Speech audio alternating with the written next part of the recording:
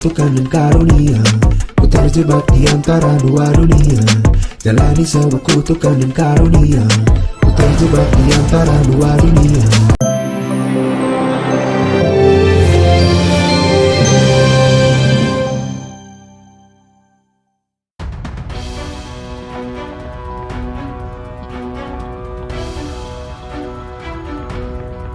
Pemirsa, pasca Syakir Daulay dituding sebagai anak durhaka lantaran sudah 2 tahun tak pulang ke Aceh serta memutuskan komunikasi dengan kedua orang tuanya, pihak keluarga akhirnya buka suara. Meski pihak keluarga sempat dibuat kaget dengan kedatangan awak media, namun akhirnya Zikri bersama ayah dan ibunya serta kakak perempuannya akhirnya mau menjelaskan permasalahan sebenarnya ke awak media. Ya, sejak isu Syakir dituding menjadi anak durhaka, pihak keluarga memang enggan berbicara kepada media. Pasalnya Zikri dan keluarga ingin menyelesaikan secara kekeluargaan dengan Syakir, namun Zikri dan keluarga akhirnya memilih mengungkapkan permasalahan dalam keluarganya ke media agar Syakir mau membuka pintu komunikasi. Iya, jadi kaget tiba-tiba pagi-pagi ya kan, ada media terus kita nggak tahu apa-apa, nggak ada konfirmasi, katanya disuruh sama Syakir gitu kan, keseluruhannya. Jadi sebenarnya gini, kita nggak nerima media, teman-teman semua ya tahu ya, mungkin banyak saya tolakin kemarin semuanya karena memang kita pengen selesaikan secara internal gitu. Nah, kenapa pada akhirnya saya podcast, ada media yang saya terima satu gitu, karena chat kita nggak dibales sekeluarga gitu. Akhirnya media kita pakai supaya dia notice, akhirnya balik.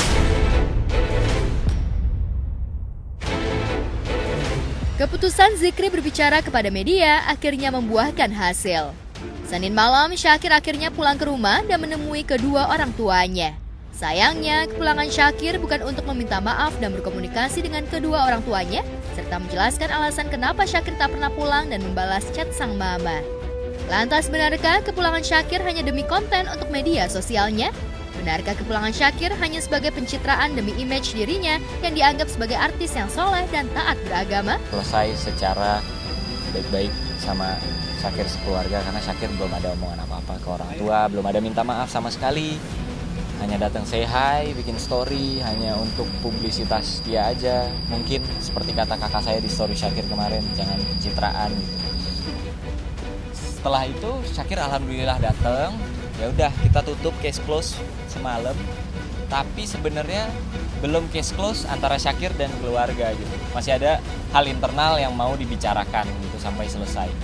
Nah, Syakir sebenarnya menurut saya pribadi ya nggak perlu pakai media, karena kita semua keluarga dia ngechat pasti semuanya bales langsung di hari itu gitu. Nah, kalau Syakir kita akhirnya menggunakan media setelah 2 tahun kita nggak ketemu dan komunikasi, karena dia nggak bales gitu. Pada akhirnya dia datang karena media ini keperluan. Iya, alhamdulillah gitu. Karena kita mungkin kalau kita belum up kemarin dia masih belum komunikasi. Ya, pihak keluarga memang masih enggan membeberkan secara gamblang permasalahan yang sebenarnya, lantaran meski Syakir sudah datang dan menemui kedua orang tuanya, namun masih ada permasalahan yang masih harus dibicarakan terlebih dulu secara internal dengan Syakir. Apalagi setelah 2 tahun, Syakir baru menemui orang tuanya baru sekali saja. Benarkah lantaran sibuk membuat Syakir tak bisa pulang dan berkomunikasi dengan keluarga? Kita belum selesai secara internal, dia bilang sudah selesai gitu.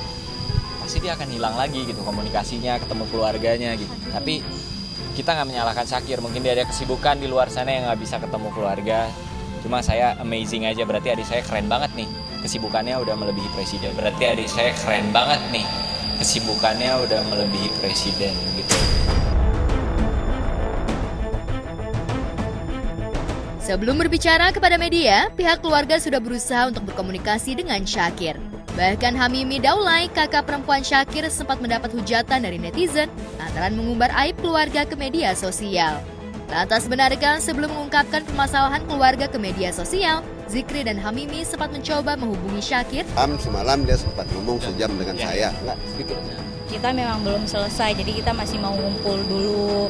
Jadi kayaknya kurang pantas kalau misalkan ada media. Kan Syakir juga udah story di sosmednya kalau dia udah ketemu ayah. Jadi kayaknya rasanya itu udah cukup, nggak perlu konferensi pers gitu. Karena dia baru datang sehari kemarin aja gitu.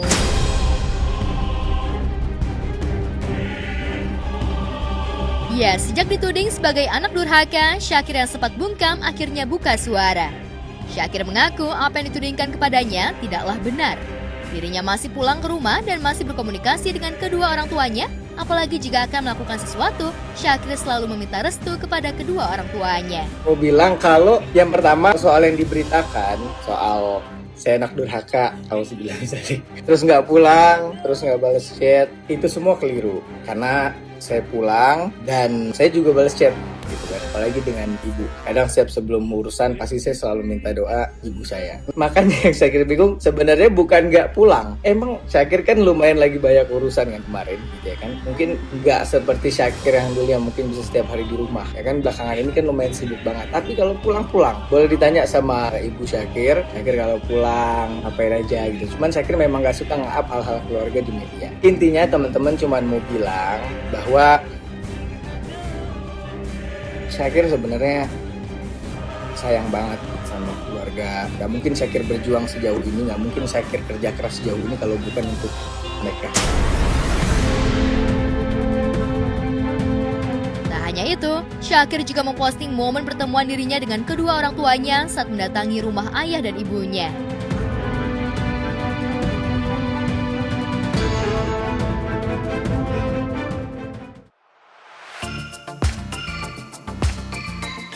Sementara itu, Maya Estianti dan Tisa Biani rupanya punya cara sendiri untuk menyambut Dul Jailani yang baru saja pulang umroh bersama Ahmad Dhani.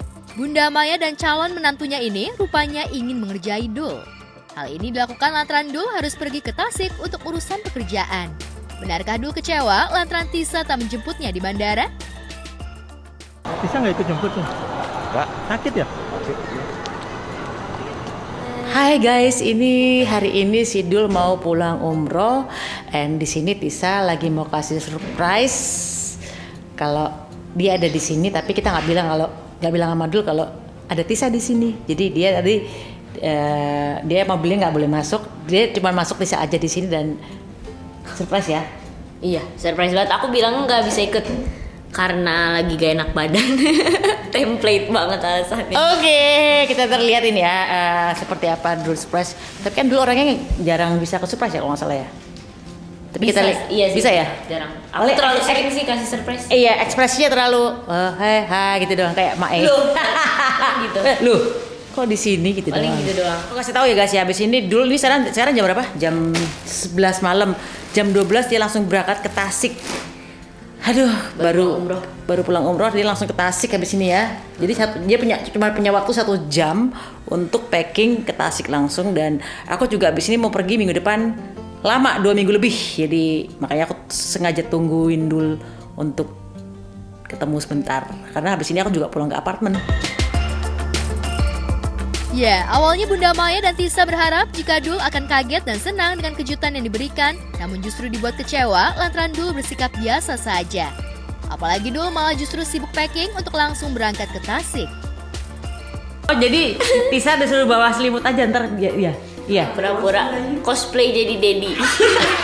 Kamu tidur pakai bantal itu, terus kamu tutup pakai bantal mukamu. Oke deh.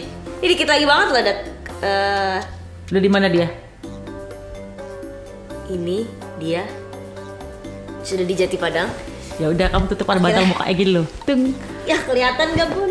Enggak, gini kan? Nah, udah.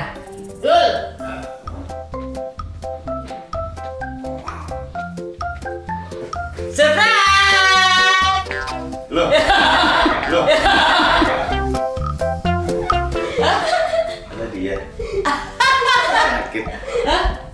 Katanya sakit. Mbak. Bener ekspresinya gitu. Oh, ada dia. Katanya sakit. Aku di rumah Bunda nih tadi. Mau di sini. Tara, surprise. Kaget gak? Enggak. Kaget nggak? Enggak ya? Gitu doang Bunda ternyata reaksinya. Bunda Maya dan Tisa pun mendengarkan perjalanan spiritual Dul saat menjalani ibadah umroh dan wisata ke beberapa negara. Lantas benarkah Dul sempat menangis saat berada di tanah suci Mekah? Benarkah Dul tak bisa mengunjungi Palestina? Rame banget ya di umroh ya? Katanya sih lebih ramai dari Haji. Hah? Katanya lebih ramai dari Haji. Oh ya? Mau puasa kali ya? Jadi Dari rombongan ada 3 orang nggak dapat visa ke Israel ya? 7 orang. Tapi aku dulu juga pernah apply visa Israel juga nggak tembus dulu. Kamu nangis? Takjub aja nangis takjub. Oh, nangis takjub. Kirain nangis kangen. Berarti kamu nggak bisa masuk Palestina dong ya? Nggak masuk Jordan. Wah, sayang banget ya. Padahal di Palestina tuh banyak tempat nabi-nabi di situ. Ada 7 atau 8 nabi ya, nabi. Salam dari ayah. Nggak bercanda. Yang ketawa sana nih.